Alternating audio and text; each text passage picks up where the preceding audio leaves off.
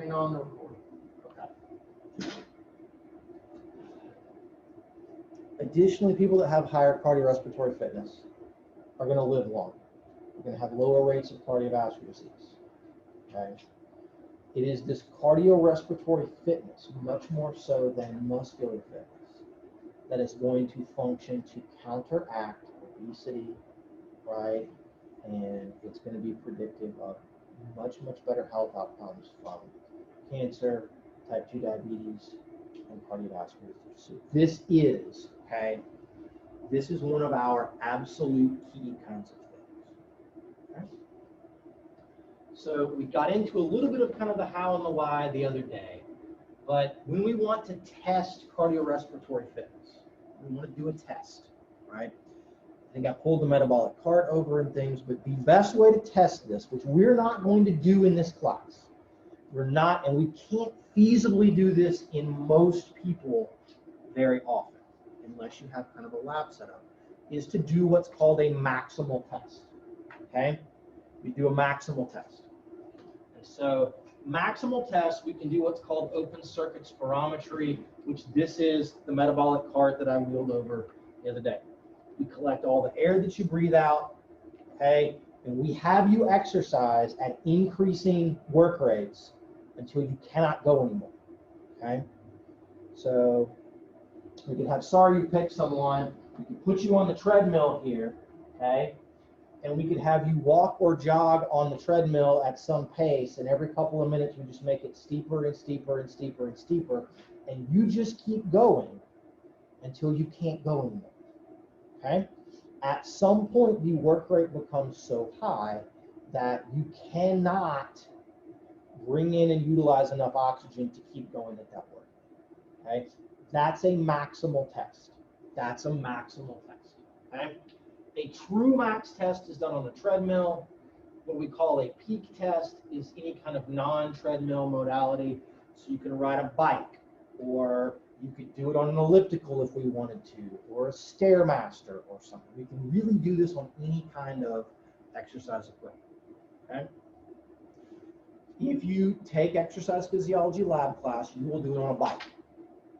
Okay? We just put you on the bike every couple of minutes. We just ramp up the resistance on the bike. You just cycle until you can't turn the pedals anymore, okay? That's how we're going to try to measure this, okay? We can, rather than doing a maximal test, okay, rather than doing this, and we can do what's called a submaximal test. And this is where we're going to have you do some exercise, and we're not going to have you go all the way until you can't go anymore. But what we're going to do is we're going to prescribe a very particular speed or incline on the treadmill, or a very particular resistance on the bike, and we're going to track your heart rate. We're going to see what is your heart rate at that work rate, and then what is your heart rate at the next work rate, and the next. And from that, we can begin to infer, okay, and I'll show you guys why in just a second. We can infer or predict what we think your max is going to be, right? We're going to do something even wilder in lab beyond that. I'm just going to have you guys walk. You're going to walk as fast as you can for 6 minutes. And we're going to use the amount of distance that you cover walking for 6 minutes. And we can estimate probably within about 10% or so what your VO2 max is. Okay? But these are called submaximal tests. All right? During our normal semester with lab, we do what's called a YMCA test on the bike. You just ride a bike, you pedal at a certain cadence, you pedal at 50 RPMs against a certain work rate for several stages, and we just graph the heart rate. So there's something called an Astran rhyming test, which is basically the same thing. You can do stair stepping or bench stepping. Let's see if I can do this without like hearing the number, but we would just have you step up, step down, step up, step down. If the step, we know what the step height is, and we know what your frequency of stepping is, we can have you go at increasingly kind of speedy step rates, and we can track your heart rate, and we can predict that that was pretty much any kind of modality. We can do these submaximal tests. Okay?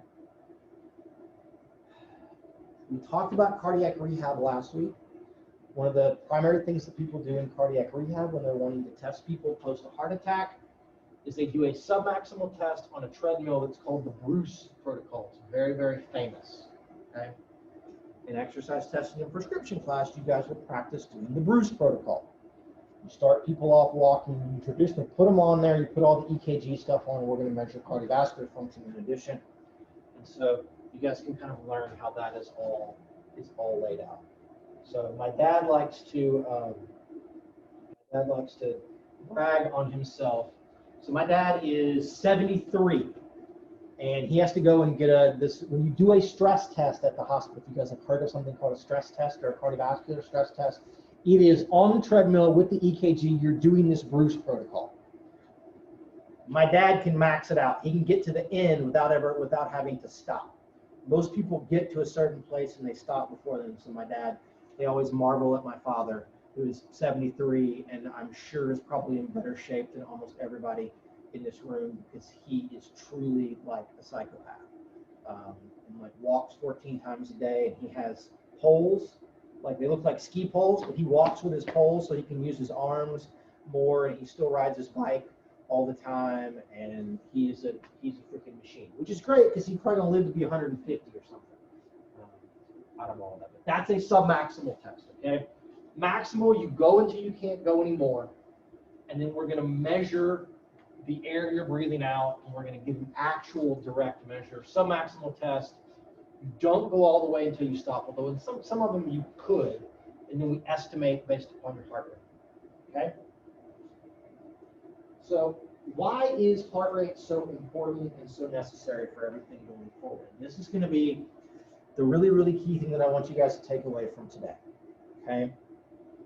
When we talk about prescribing endurance exercise, you're going to go run or bike or elliptical or whatever today, we need to be able to use heart rate for exercise prescription.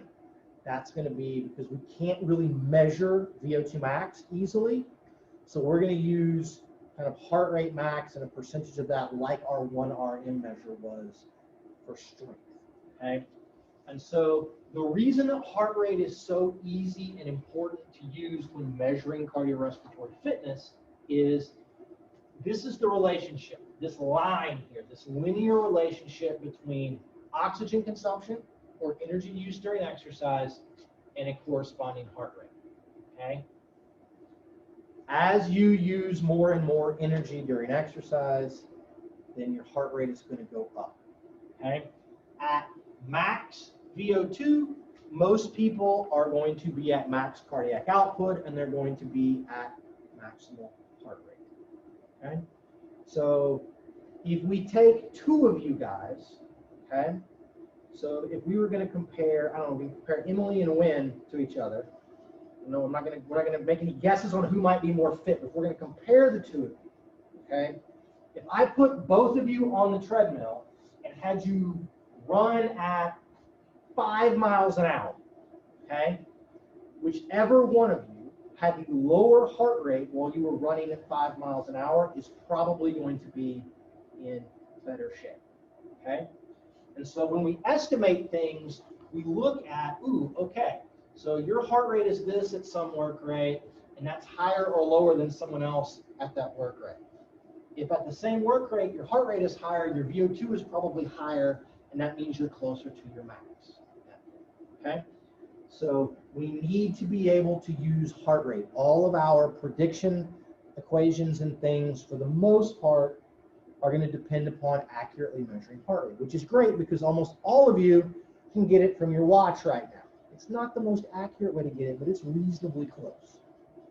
Okay? Does that make sense? Are you guys with me? Okay. We will squat again, if you don't feel like that. Okay, so we've done some of these things. One other thing to kind of keep in mind with all of this, we're going to do some considerations, okay? Testing people. We will get to this a little bit in a couple of lectures. Having anyone exercise is inherently dangerous, okay? Being more active is good for you, but it also can kill you, okay? Every time you exercise, you take your life into your hands.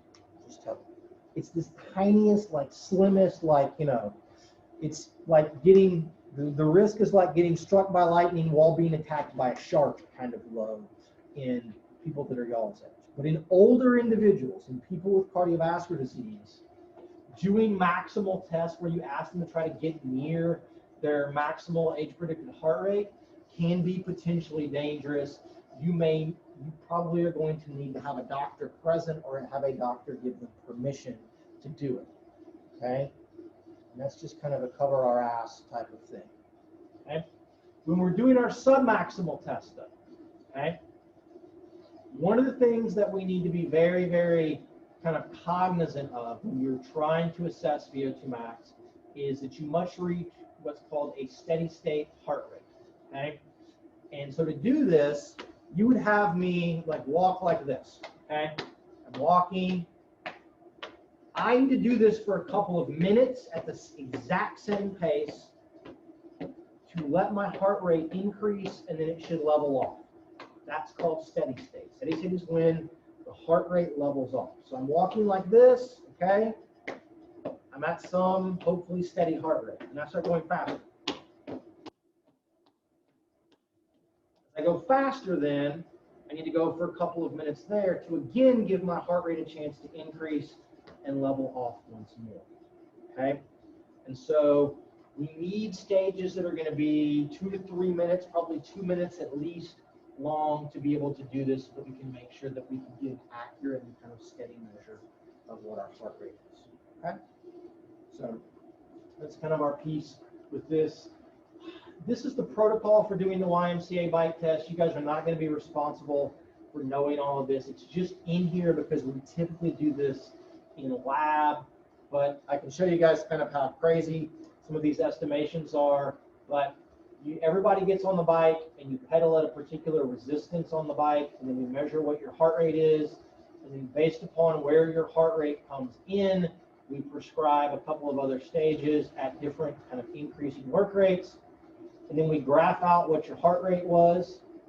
So like here was their first stage and their second and third stage, and then you just plot basically a line, but kind of a line of best fit between the heart rate values, and you take it up to where their max age predicted max heart rate is, and then we draw a line down. We do all these graphs, and then we can kind of guess at. There's some predictions then about what maximal oxygen uptake should be. So doing this bike test this way, doing these submaximal tests where you guess and you predict, there's always going to be some error.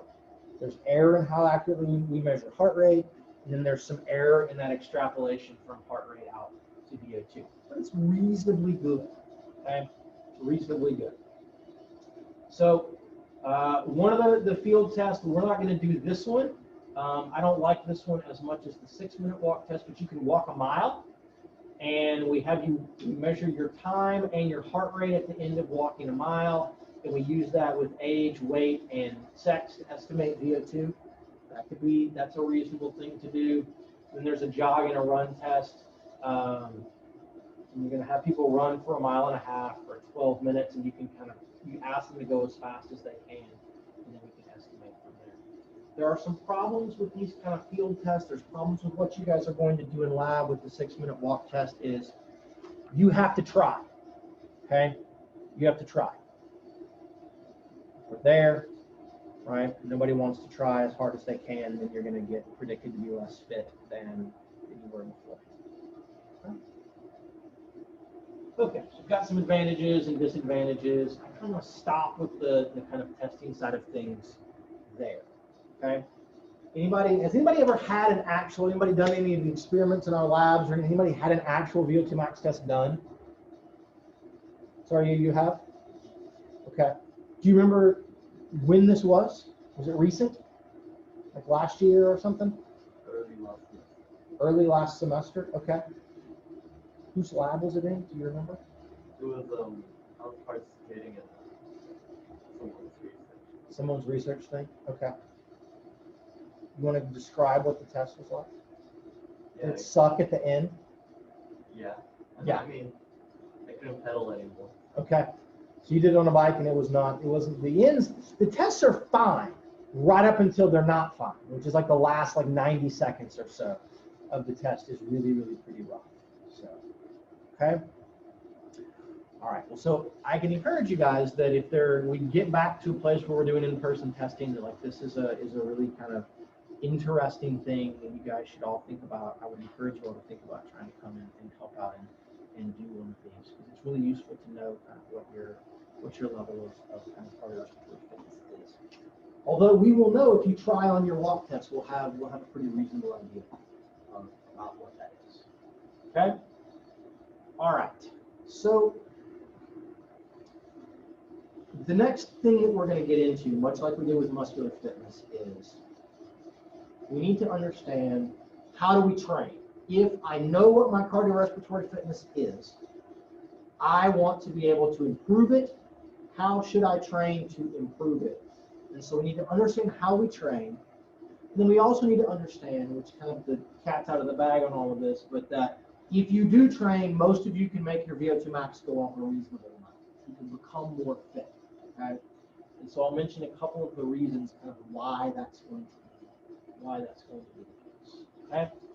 So in an average person, so we just pick one of you guys, we assume that y'all are kind of average, representative, college-age men and women. Most of you will be able to increase your VO2 max with proper training, probably somewhere between maybe 20 and 50%. Okay? So you're an average college-age male, your VO2 max right now is 40. Okay? It shouldn't be that difficult for you to increase it, I don't know, 5, 8, maybe 10 mLs per kg per minute. So you might be able to get into like the high 40s to 50. Okay? You're an average college-aged female, you're at 35 or 36 or something. It shouldn't be a problem for you guys to be able to get into the low to mid 40s as well. So almost everybody can increase their VO2 max. Okay? Now, there are a few outliers. There are some people that can't. No matter how much you train, your VO2 max never goes up again. Okay? Which is kind of stinky. So why does it go up? Okay? Well, there's multiple adaptations that take place across multiple physiological systems. Okay? One of the key things is when you train, you get more mitochondria in your muscles. So your muscles make more mitochondria. Okay? In a lot of instances, the amount of mitochondria will go up 100%. It will double. Okay? So if there's more mitochondria, there's more places in the muscle to make energy from oxygen. So that's going to be good. That means you can use more there. Okay? Very powerful adaptation. We're going to come back to lactate threshold in a minute. These other three are adaptations that take place from changes in the cardiovascular system. And the two things that really drive some cardiovascular system things are going to be an increase in stroke volume and an increase in total blood volume. Okay? When you train aerobically, you're going to get cardiac hypertrophy. Your left ventricle will get bigger. Okay? Left ventricle gets bigger, it can fill up with more blood, it can contract more forcefully, so every time it beats, it can push another 10 or 20% out. Okay? It's a very, very powerful adaptation. Additionally, when you train, and there's some ways to get around this even without training, your blood volume increases. So if you have 5 liters of blood, if I take you and train you, you might now have 5.5 or 6 liters of blood, which means you've got more blood to put more oxygen in, you've got more blood to fill back up into the heart, so it can potentially make your stroke volume go up a little bit in addition to the hypertrophy side of things. Okay? Those are the 2 primary things that make your cardiac output go up. And so when your cardiac output goes up, your VO2 max goes up. So there are sort of our ability to carry more oxygen and bring more oxygen to our muscles from the cardiovascular system, and the increased ability to use that oxygen. I think the other thing to point out here is one of the things that is not on this list. Okay? The thing that's not on the list is an increase or a change in maximal heart rate. Through training, you cannot change your age-predicted max heart rate. Okay? Can't do it. If you're 20, your age predicted max heart rate is 200. I don't care how much you train, it's not going to be 210. Okay? So mine is like 178 now. I can't train and make it go up. I can't rescue those things. So the majority of the increase in cardiac output is not coming from changes in max heart rate. It's not coming from a heart rate issue. It's all coming from stroke volume and blood volume. Okay? So that's going to be a really important thing. So we're going to use age predicted max heart rate to help us figure out at what heart rate people need to exercise to induce the proper adaptation. Okay? All right, so we're going to talk about lactate here really quickly. Okay? How many of you have heard of lactate or lactic acid? Show of hands. Okay? Nick, what have you heard? Is it good? Is it bad? Does it depend? Adaptation, training. It can be bad if it's too much of it for your body. Okay, sure. Where do we get lactate or lactic acid? Where does it come from? Glycolysis. Okay, good. What's glycolysis? Okay. Glycolysis is the breakdown of glucose. What do we get from glycolysis by running it at all? Energy, very good energy. Okay, energy. So one of our metabolic pathways, glycolysis, the end product of glycolysis, we go from glucose to pyruvate, and then we can convert pyruvate into lactic acid, which then dissociates into lactate and hydrogen. Okay? So all of you guys, and Dr. Mike will talk about this to great length, okay, in Exercise Fits. All of you guys are running some level of glycolysis right now. You're making a little bit of lactic acid. Glycolysis is an anaerobic metabolic pathway. It does not use oxygen. Okay? You're always doing a little bit of that, even if you're here at rest. You've got a little bit of lactate. Okay? If I take you and I have you start marching a little bit, okay, your energy use is going up. But if I prick your finger and I measure your lactate in your blood, it's not going to go up. Okay? I'm going to have you march and you got to jog slowly. Same thing. Energy use goes up, lactate in the blood does not go up any farther. At some point, though, we reach an energy expenditure where lactate is going to begin to appear in your blood somewhere above rest. That's called the lactate threshold. Okay? When we do glycolysis, lactate is a 2-carbon molecule. Anybody had organic chemistry? Or biochemistry? Anything? No? Okay. They're terrible. They're super useful, but they're terrible. There's no way around it. Okay? But it's just a 2-carbon molecule. Lactate can be stuck into the Krebs cycle and converted into, and broken down and converted into energy, just like glucose or fructose, or if you're pulling carbons off of fat or something, it's the same thing. So lactate's not bad. Okay? The hydrogen that come from the lactic acid are going to make it more acidic, and that can be potentially bad. When your muscles are burning, if we were just doing I should have done this. We were just doing our squats, and your muscles begin to burn while we're doing that, that's from the decline in pH from the hydrogen from the making of lactic acid. Okay? So they're going to be bad. We can make your VO2 max go up by making the lactate threshold go up.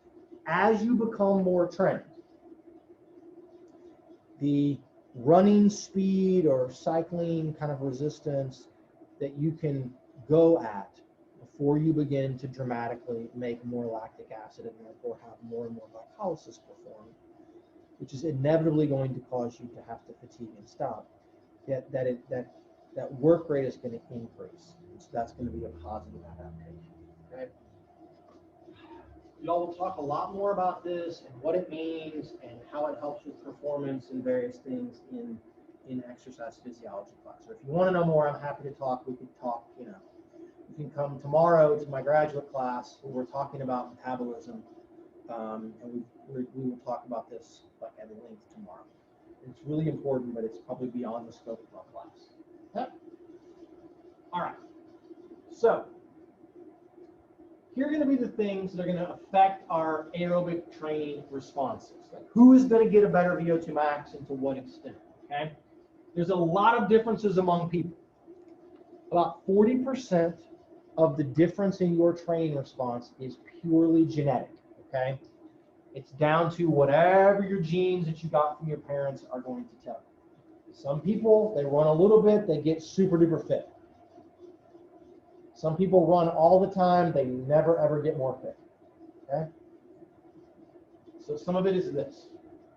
The other piece, much like with strength, is that your initial level of aerobic fitness. If you are already really fit, okay, and I have you run or bike or elliptical or whatever more, I may not be able to get you that much more fit than if I take somebody that's never run in their life, never ridden a bike in their life, right?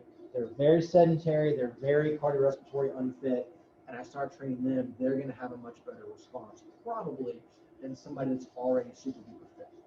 Okay?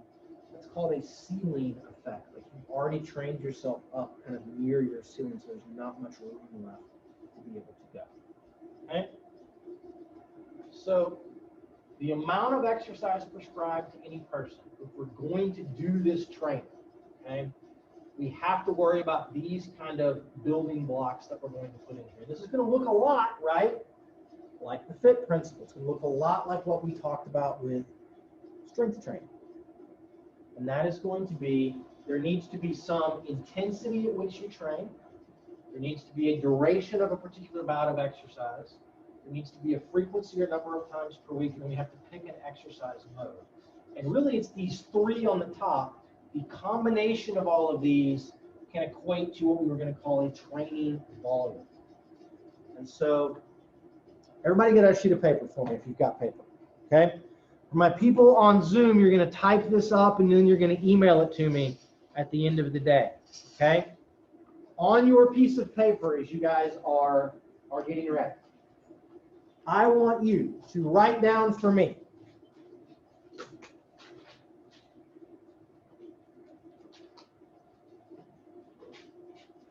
you need to borrow something to write with in a piece of paper from somebody else in class, that's perfectly good and okay. Okay?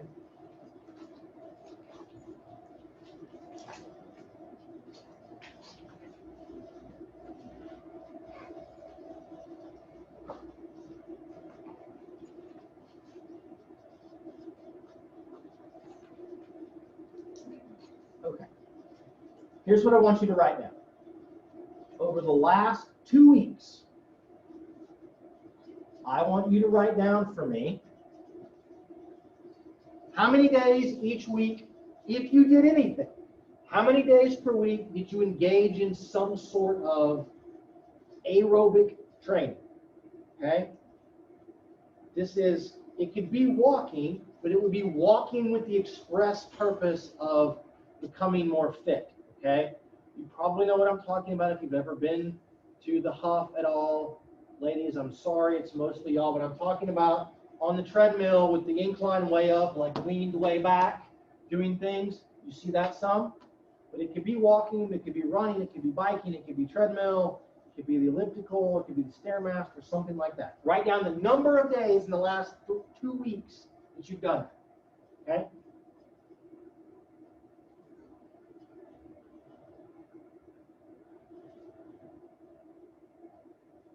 On each of those days, if you have days where you have trained, okay? On those days, I want you to then write down on each of those days what was the duration. So how long did you go?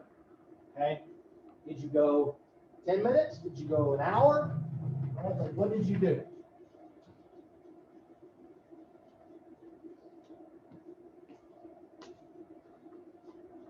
I'm going to do it with you guys. It may be very ugly. I'm going to pull up my and see on what days I have actually done something.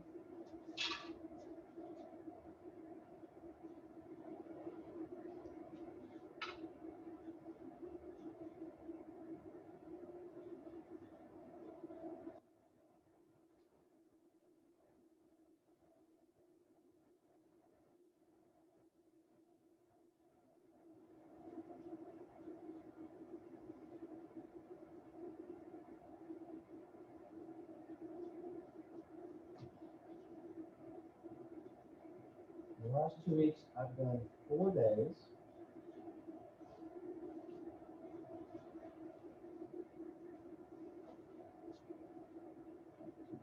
On the first day, I went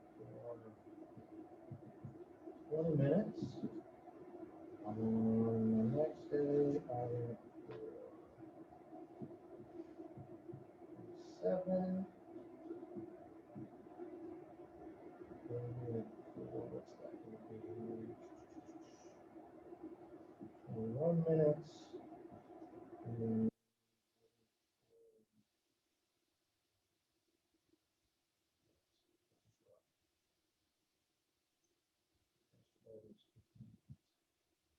not my best week. Okay. Now, write out the mode as well. Was that running? Was it walking? Was it whatever? Okay. What were you doing? This is me trying to run. Emphasis on trying. Then I want you to write out what your intensity was. Okay? I want you to write out your intensity.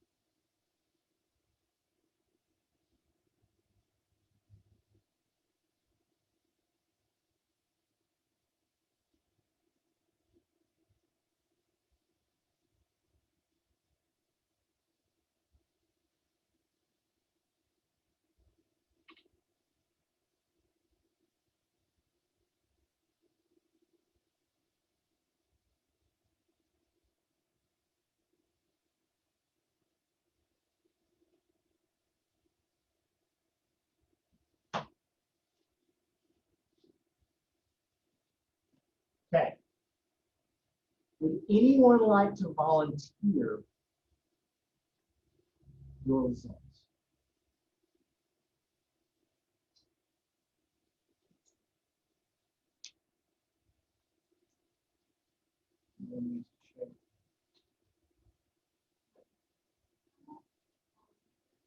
That's okay.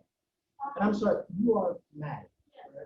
I've forgotten about half of y'all's names. I had a poor incident last week. I'm not happy about it, but I haven't seen people. But okay, Matt, yes. Thank you. Okay. Okay, great.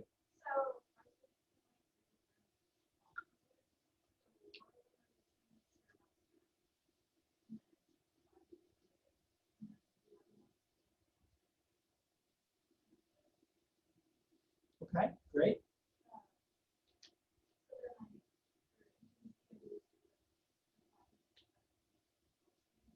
Okay.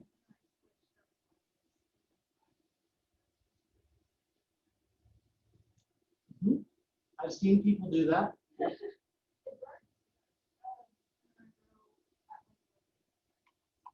Okay.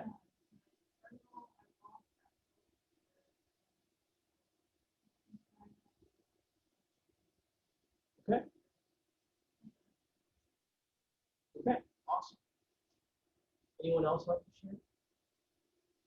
I have further questions for Maddie, but I want to see what anybody else has to say as well. I will just put something. Anybody? Anybody on Zoom want to share?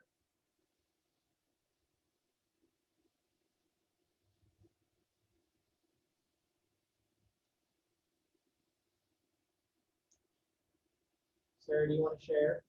Or will you share?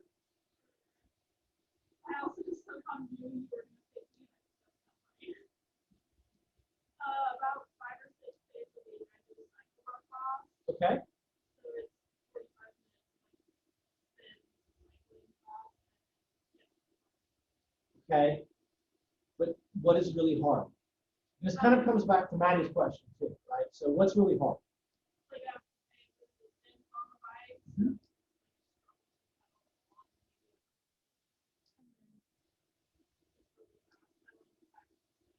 Okay.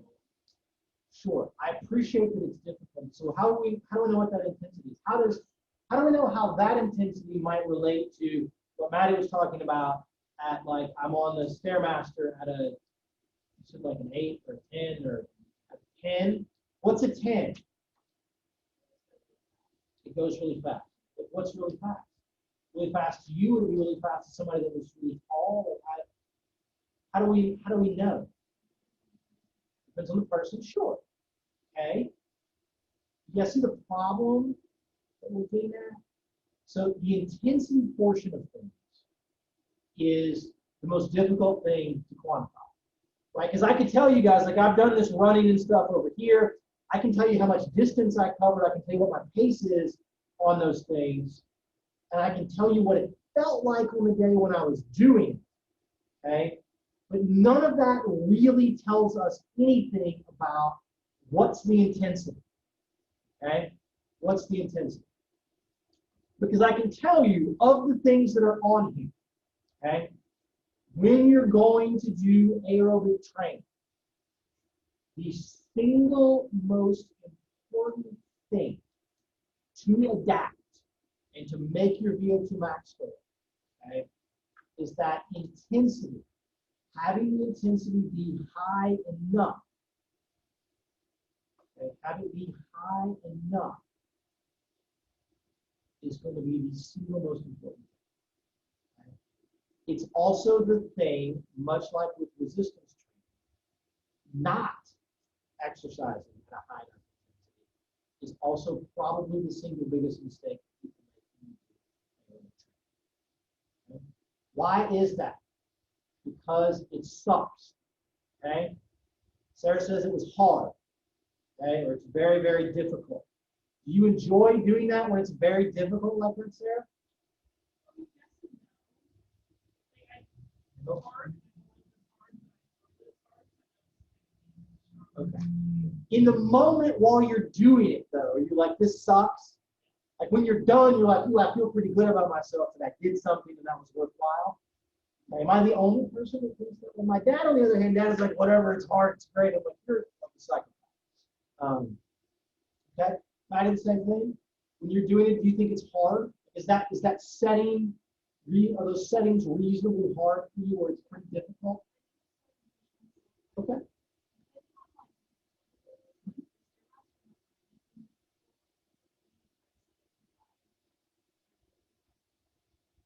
Rowing is also awful because it's legs and arms. It's this big total body kind of thing. And oftentimes people that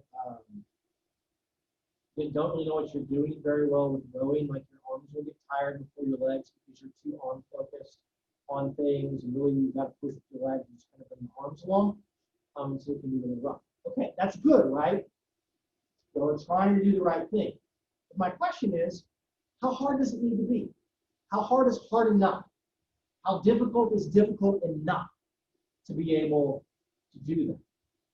And how can we be more certain, okay, for everybody that we've got you to that particular place? Or that, it's one thing to say like, okay, I did this for like 2 weeks and it was hard at a 10, and now it's not so hard anymore, then I got to go up to 11. I got to go up to 12. Like that progression part of things is good. Okay? But how might we try to do this differently? Other than just simply asking Sarah, like, what is this? Is it hard? Is it difficult? Because the problem is that what's difficult for Sarah might not be difficult for Chandler, okay? Or it might be super difficult, okay? Which might then be different kind of perceptually than what Megan's going to have. Okay, so they're all going to be a little different. So how can we get at this? What's the best thing that we should do to accurately quantify exercise? Should look at heart rate. When you go to a cycle bar, y'all, you can see your heart rate. You have your watch on, but they don't show them anywhere. Okay, it's just the crazies of us that go to Orange Theory sometimes, where you can see everybody's heart rate during fitness. Okay? The thing that we should be doing, since we can't realistically directly measure oxygen consumption during a bout of exercise, well, you guys are off doing things. Now, they make metabolic carts that will fit and looks like a little fanny pack. Okay? And you can wear the mouthpiece and things. You can go run around on campus with your fanny pack and your mouthpiece, and we can measure your VO2. That can be done, but it's probably pretty infeasible. So what we need to measure to decide, is the intensity sufficient? Okay? We need to measure your heart rate. We need to know what your heart rate is during that bout of exercise. We need to know, what is it at a 10 on your setting? What is it at an 11? What is it at a 4? Okay? That's how we're going to get out. This is the piece that everybody, almost everybody these days, has the technology to be able to do this. All right, it's 12. Okay, let's take a 5-minute break, okay? And then we'll come back and we'll start talking a little bit more about what does your heart rate need to be, why might it be different for you guys than it would be for me, and how do we go about kind of figuring these things out, okay? All right, hang on to your pieces of paper. We're going to use them again. We'll take 5 minutes.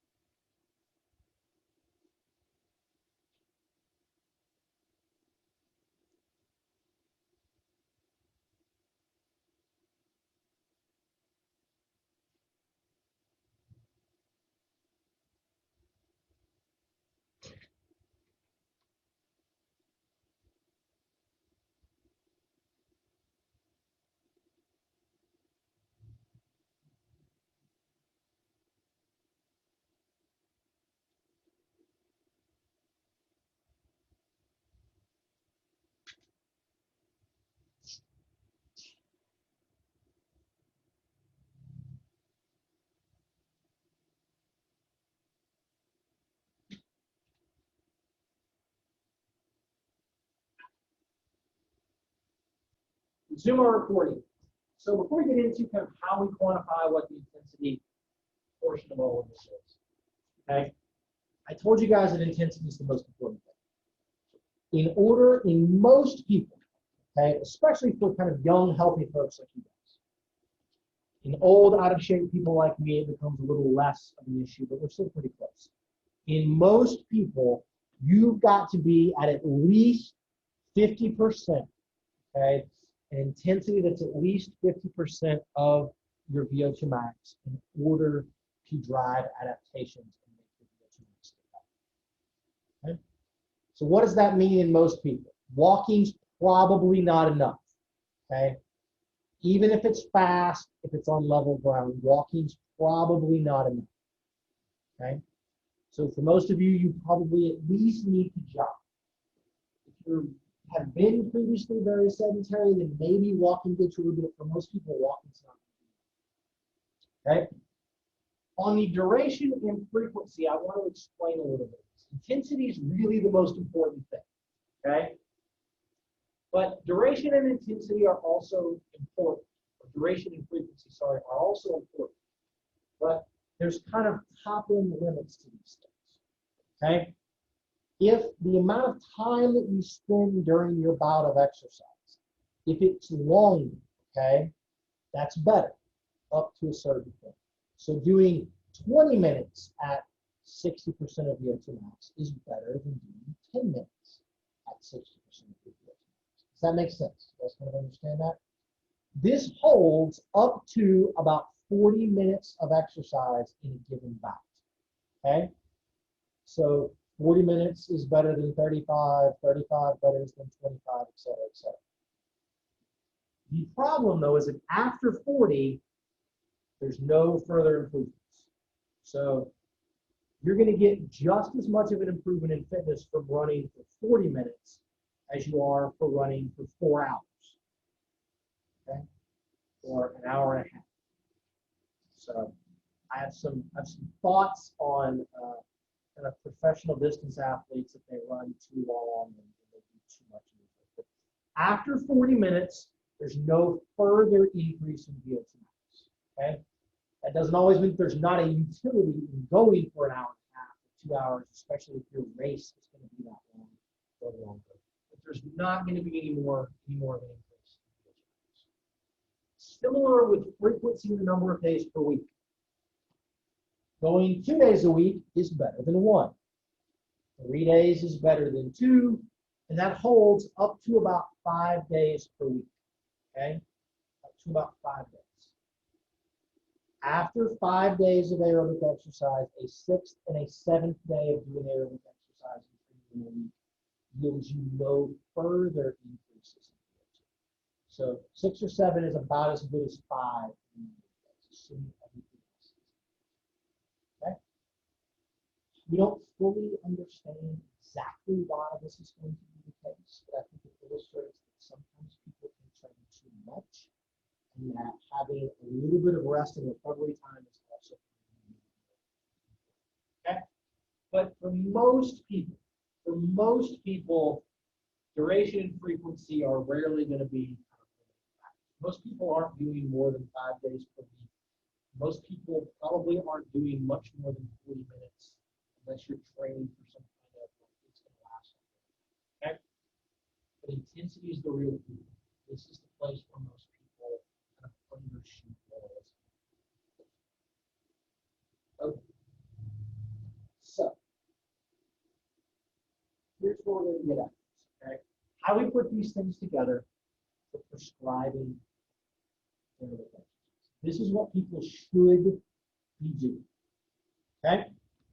For fitness benefits in healthy adults, and by fitness benefits we mean making your VO2 max go up. Okay? You need to, okay, have some combination of frequency, duration, and intensity that is going to equate to about 3 to 5 days per week, 20 to 60 minutes per session, at an intensity that is 40 to about 85%. Don't worry about this thing that is called VO2 reserve. Just ignore that. 40 to 85% of something called heart rate reserve. So it should really be 40 to 85% of VO2 max. So this is our intensity. You're probably looking at me saying, Dr. Black, what the hell is VO2 reserve? What the hell is heart rate reserve? That doesn't make any sense to me. So we're going to talk about that. Okay? 3 to 5 days, 20 to 60 minutes, somewhere in this range. Okay? So what Maddie and Sarah shared, we're probably kind of right in that wheelhouse of those kinds of things. Okay? This is what we should be doing.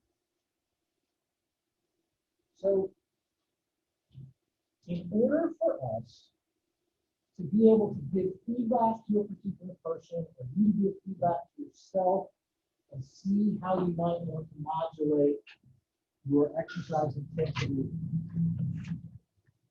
during a bout, we need to figure out at what heart rate we need to exercise. And to do this, we have to calculate something as a percentage of heart rate reserve. Okay? So if what we need to use to prescribe exercise would actually be a percentage of VO2 max, since we can't measure VO2 max in most people, what we're going to measure is a percentage of something called heart rate reserve. Okay? We need to define what this is. If I tell you that you have a reserve of something, what does that mean?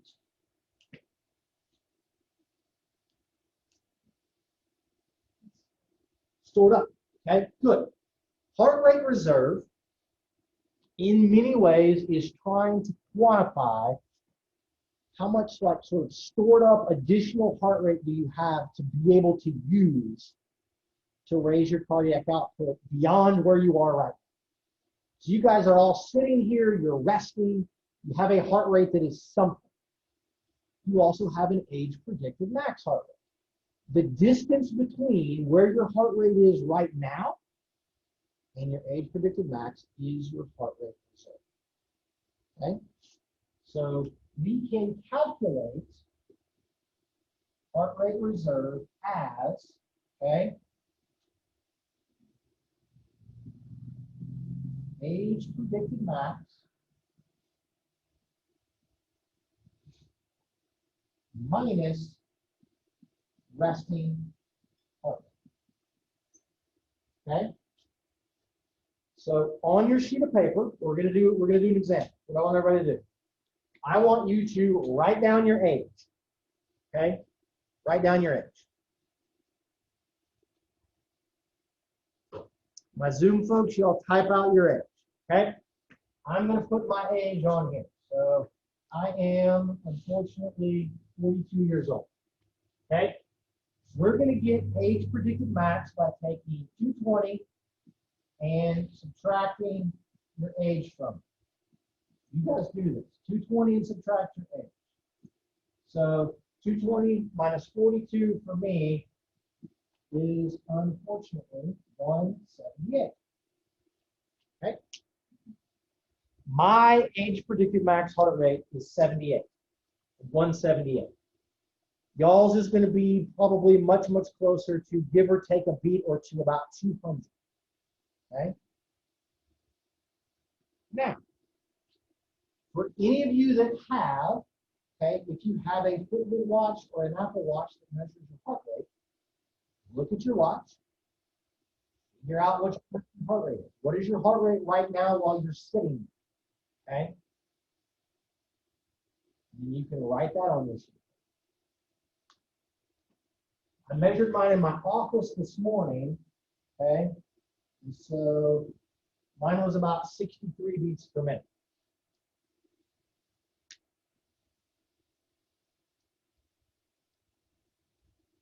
So what I want you to do then is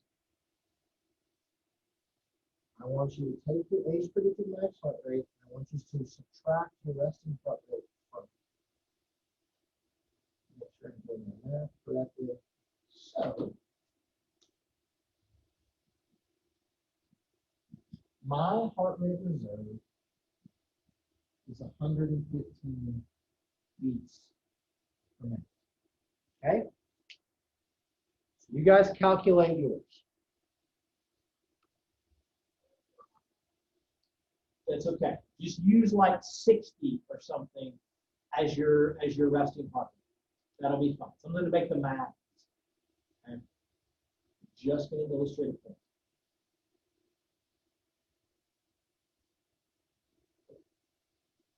My guess is that most of you are going to have a larger heart rate reserve than me because your max heart rate is high. My resting heart rate is not necessarily, it's not super duper low, nor is it super high. Okay?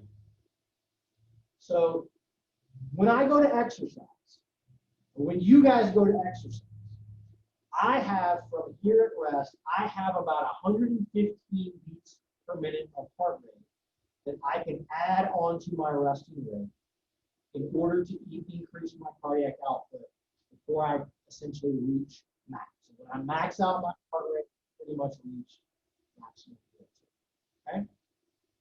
So when I go run or I go bike or I do something, I can look at how much of that 115 am I using up. Okay? And that will give me a reasonable estimate of my exercise. So we're going to talk about how we do that next. Is everybody with me so far on this? Does this make sense? Yes? My Zoom peeps, are y'all with me? Everybody okay? Give me thumbs up or non-thumbs up or, okay. I almost sometimes feel like that we need not a thumbs up, we need a middle finger as well, right? It's just like, no, Dr. Black, you can fuck off because you're really not feeling this today. Okay, very good. So this is my heart rate reserve, okay? So if percentage of VO2 max roughly approximates percentage of heart rate reserve, all right? So if I'm gonna go train today And we know that the ranges for where I need to be is about 40 or 45 to about 85% of heart rate reserve, which is going to be 40 to 45 to about 80% of VO2 max. It's a little bit tricky to calculate. It's a little counterintuitive. So I know that my heart rate reserve is 150. Okay. For easy math sake, I'm going to go run today, and I'm going to sit right in the middle, let's say, of that kind of ACSM prescription zone. I'm going to go try to run at 70% of my max. Okay, 70%. So what I want to do is take my 115, okay, and I'm going to multiply that by 0.7. Okay, so I need to know what is 70% of 115. Phone is over here. I'm going to do this. You guys do the same for yours. Take yours, we're going to do 70%. Okay?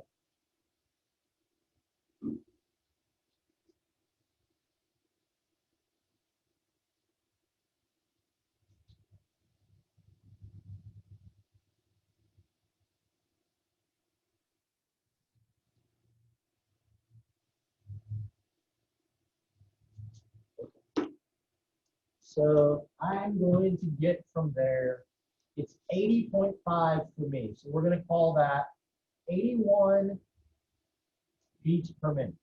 Okay? So for me to go and run at 70% of heart rate reserve or 70% of my VO2 max, I need to use up 81 out of those 115 beats per minute. Okay? Now, here's where this is a little bit tricky. This is the place where most people forget what they're doing. Okay? Heart rate reserve is the difference between rest and max. So when I'm going to go exercise, I can't forget about that I have a certain resting heart rate. So I need to use up 81 of my 115. So I can't go do something at 81 beats per minute. That's not right. I have to then calculate my percentage of heart rate reserve, and then I have to add that back into, okay, my resting heart rate. So if my resting heart rate was 63, my 70% of my reserve is 81 beats. I got to add those together, right? So 63 plus 81 is going to be 144. So if I was going to go run and I want to be at 70%, my heart rate needs to be at about 144 beats per minute. Okay? About 144 beats per minute. So if I was to wear a heart rate monitor when I go to exercise, there are heart rate monitors that look like this that you can buy. They don't cost really what an Apple Watch costs. What's an Apple Watch these days? Like 300, 350, maybe more, depending upon all the bells and whistles and what generation you get. You can buy one of these for, I don't know, like 35 or 40 bucks. Okay? You wear it, you won't wear it like so here, okay? And it has a little watch that comes with it, and it will tell you what your heart rate is. This is probably more accurate than the Apple Watch. It's measuring here. Although when you get it up during exercise, the watch is going to be a little bit better than the rest. Okay? But lots of things make it. So what you want to do then is you want to look and say, okay, I am running, I'm at 130 beats per minute. I'm not going fast enough. I need to speed up. Or I need to up the level 1 on the Stairmaster or something to go from a 9 to a 10 to get myself to that target heart rate. Right? Does that make sense? You guys understand kind of how and where this is coming from? Yes, some, maybe, possibly. Okay. Think you're gonna throw something at me? Look a little, like sort of upset. Just kidding. Trying to learn how to interpret people's eyes and things. Like, I'm sort of giving you my wife would say, somebody giving you the stink eye, she says. Okay, so we've got this, right? So it's 144. That's what we want to do. Okay, if I wanted to be at 80%, we calculate 80. We add that back in, we would do this. Here's what I also want you guys to be more common way that people have done this. Okay, and they do this, and I've yelled at them in one school because they do it wrong. The common way that people try to do this is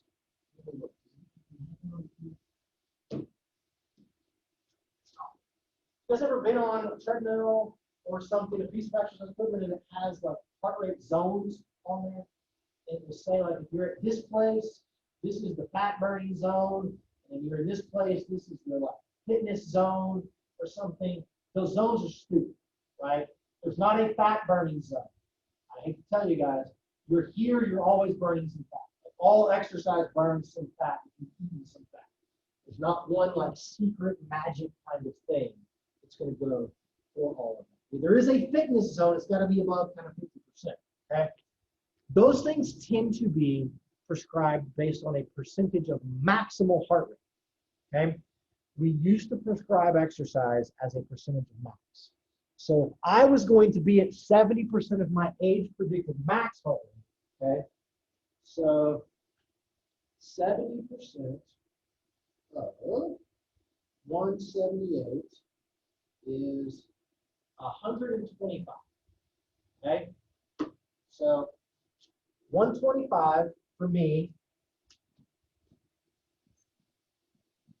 versus 134. And so what we've learned over time is that if you're trying to use a percentage of age predicted max heart rate to try to approximate your percentage of VO2 max, we tend to dramatically underestimate in most people. Okay? And that's why the heart rate reserve calculation is so much better. Okay? It's so much better. Because it's going to get us much, much closer to what's going to go on. Okay? Anybody, any of you guys write down when you were talking about your intensity thing, anybody write down like, yes, I think I was at 60 or 70% of VO2 max, or that this is my heart rate and I was trying to go in. Does anybody do that? Anybody do that when you were exercising?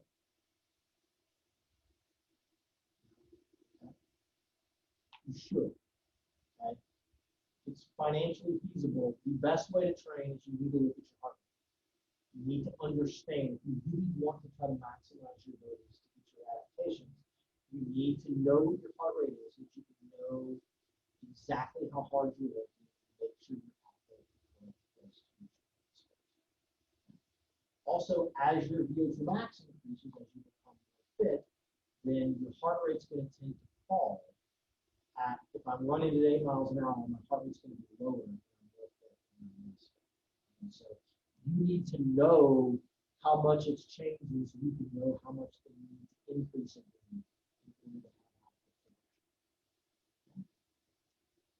So we did the resistance training prescription.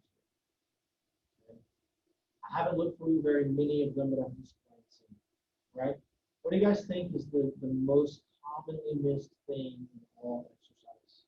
Like, in the resistance training? How many of you had something in your resistance training thing that said it needs to be at X percentage of 1 rep max? Anybody? Anybody have that? Okay. I'm sorry, you are Jenna. So Jenna, you did. You found a good one. Okay? So we got one person out of how many of y'all are here? 17 or 18 people. Okay? It's not very good. Right? So the rest of y'all, what did y'all? It said like 60% or 80% number of reps, right? You got, see? So Jenna's was good. The rest of y'all had nothing. That's a problem. Okay?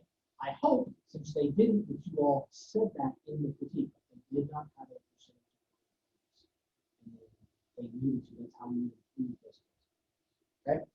Guess what's going to be the most common problem that we encounter when you look for an aerobic program online? What are they not going to tell you to do?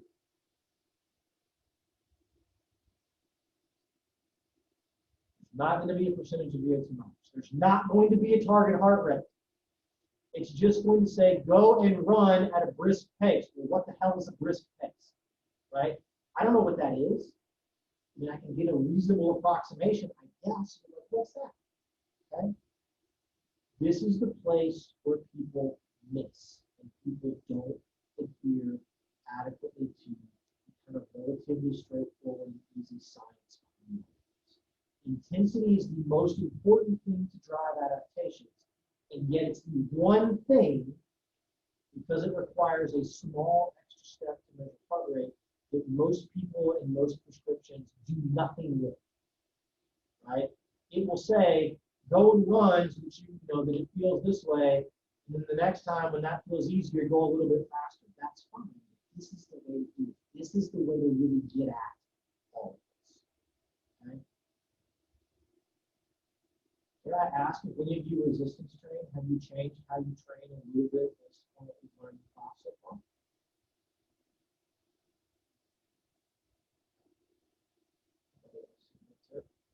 Maddie, you gonna want to measure your heart rate now when you go? Okay, that I'm sorry, I didn't, you know, Christmas present or something maybe, right? We can loan you one of our heart rate monitors, and you can go and do that. That's what we need to be doing, okay?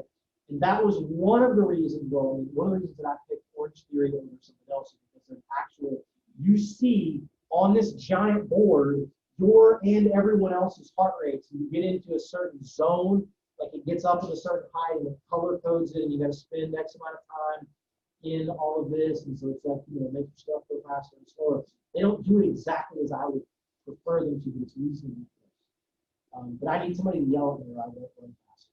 If I go, I'll do my stupid 20 minutes or whatever, and I just kind of putter around, and I don't go very fast because it sucks to go very fast. I need somebody to like yell at me and make sure that I'm doing things. So it'd be better when my wife goes with us.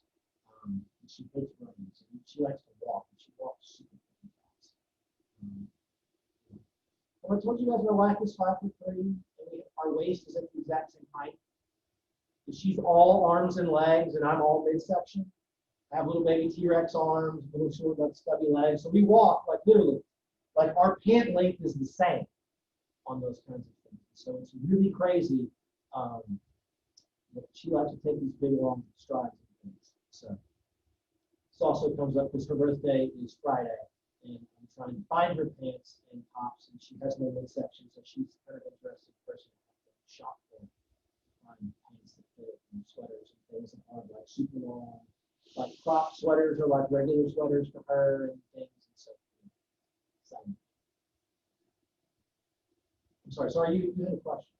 Yeah, I was just wondering how accurate Apple Watch. Do you want to know what they say it is or what I think it is? They have it on some running watches too, I think. So they will claim that it's within, you know, probably 3 to 5 beats per minute. And I would say that maybe like it's super quiet rest, like you're just sitting here. If you get in the right place, that's probably about right. And then kind of higher levels of exercise, when it's higher, it's probably going to be more accurate because your pulse becomes stronger. It's easier for it to capture it. But there's probably a zone, like when you're walking and stuff, kind of in the middle where it's going to jump around. It's going to jump around. So we had a group in Capstone last semester that had one of these and an Apple Watch and a Fitbit watch. They had one of the Versas, and what they found was that the Versa was systematically underestimating heart rate compared to this, and the Apple Watch was systematically overestimating heart rate in people. You know, that could be a thing with their particular watches. So, I mean, they're not bad. Right? They're not as accurate as this, because this is getting it more directly. You watch the Apple Watch commercial and it says that it's like getting you an EKG thing. The Apple Watch does not get an EKG. I don't know how or why it's trying to construct an EKG out of something. It's not actually getting it. So that's just like it's measuring heart rate. And you know, you can measure things out here, like it's measuring the kind of change in pressure and the pulse and stuff through those arteries and stuff. I don't know exactly what's to the advertisement shot me.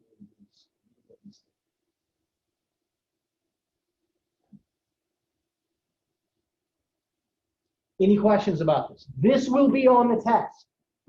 I will give you a person. I will give you their age. I will tell you what percentage of max I want them to exercise at, and you're going to have to calculate what their target heart rate needs to be during that bout of exercise as a percentage of heart rate reserve. I say this every semester, and half the class still doesn't get it right. And it makes me feel like a huge failure as a professor. Okay? So we will practice this again on Wednesday. It's coming. Practice it. Learn it. Someone's going to forget, and someone's going to just calculate the percentage of max heart rate because you're going to forget the heart rate reserve equation. Okay? But the most common thing is you got to calculate this, and you got to take the percentage of the reserve and then add that number back into this. Okay? And there's an example in the slides as well.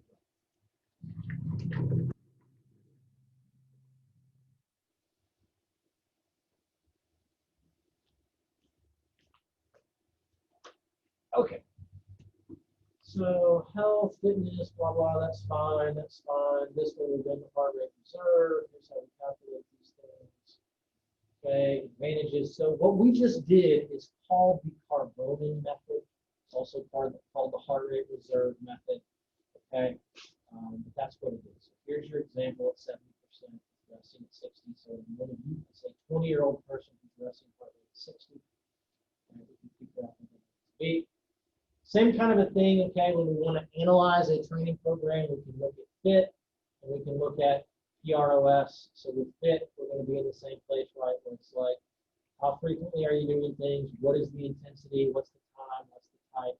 Okay, this is the one that's going to be the most difficult for us to get data on. When you look at other programs, this is where the problem is they don't properly quantify intensity as a percentage of VO2 max or as some kind of a total heart rate during exercise.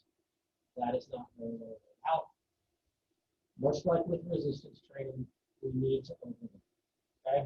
So we either need to raise the intensity, increase the duration as we get up towards 40 minutes, or increase the number of days per week up towards 5 as we are doing things.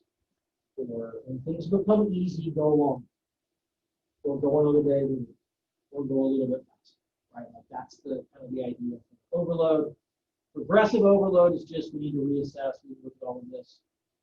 With aerobic stuff, it's a little bit, this is the one place where this is a little tricky. My dad always has trouble with this and he yells at me because he doesn't understand. But specificity with aerobic training, okay, is a little murkier than it is with resistance training. It makes sense to people that if I bench press, I'm going to get better at bench pressing.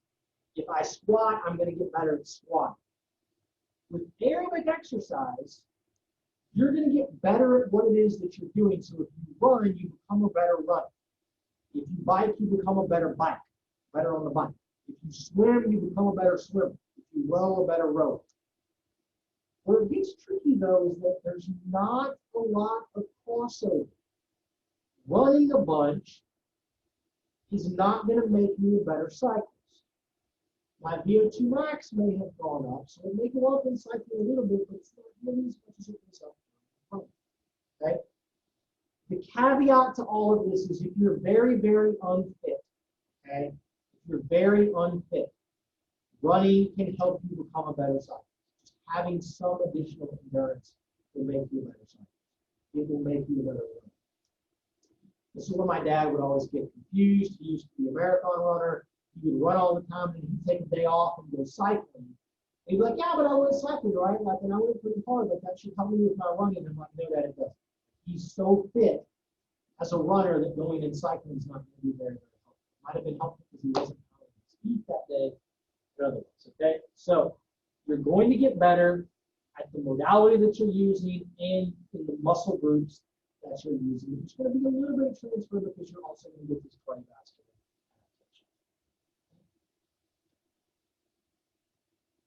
That's all we got. Okay. Well, questions, comments, concerns?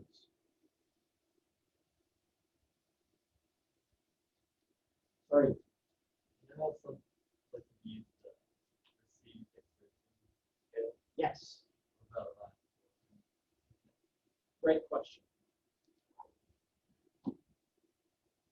looking for one now. I'm looking for one of our scales.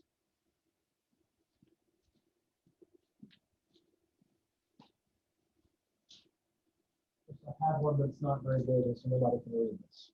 But, so how many of you guys have heard of something called a rating of perceived exertion, or an RPE? A few of you? Okay. So this, if you want to see it on your way out, you can look. We have some that are on like big posters, but the traditional RPE scale goes from 6 to 20. And 6 is you're sitting there like a bump on a pickle doing nothing, no exertion. 20 is chased by whatever it is you fear most in life. Okay? Zombies, velociraptor, grizzly bear, whatever. Okay? Chased by whatever, that's 20. The most exertion. You could not go faster, you could not try harder than what you're doing. And they tell people then, rate for us between doing nothing and that kind of all-out thing. What is your level of exertion? Okay? A 9 or a value of very light, we tend to tell people 9 is walking. Okay? You're not breathing hard. It's not difficult for you. You can still have a conversation with people while you're walking. Everything's fine. That's a 9, and so on and so forth. If we look at people like during a max testing thing, as exercise intensity goes up, the RPE tends to go up. Okay? This is a reasonable approximation. If you don't have a watch to tell somebody, you need to be to 15. The problem is, what is a 15, which is hard? Hard may be different for you, sorry, than it is for me. Right? It is for Nick, and it is for them. So it's hard, you know, that may not be the most accurate one, but it's better than nothing. Okay? It's better than nothing. The problem with RPE is that we have data from my lab that people that don't know exactly what they're doing, they equate RPE with the pain and discomfort they're experiencing during the bout of exercise. And so when they get into hard, what hard means is painful, right? Very hard is quite or very painful. And then like all out is like it really, really freaking hurts, okay? And then down here where it's like very light 9 is like no, there's no pain. Confuse those two things. And so it's a little bit tricky. This is a little more complicated. This is a hard thing to define. It's a psychological thing. So, yeah. Okay. So we'll stop there, guys. On your way out, please make sure that your name is on your in-class stuff from today. Okay. Leave those on this desk up here. For my folks on Zoom, please send me via email your attempts to calculate the target heart rate and your kind of how much aerobic exercise you had the last 2 weeks. Okay. All right. I will see you guys on Wednesday.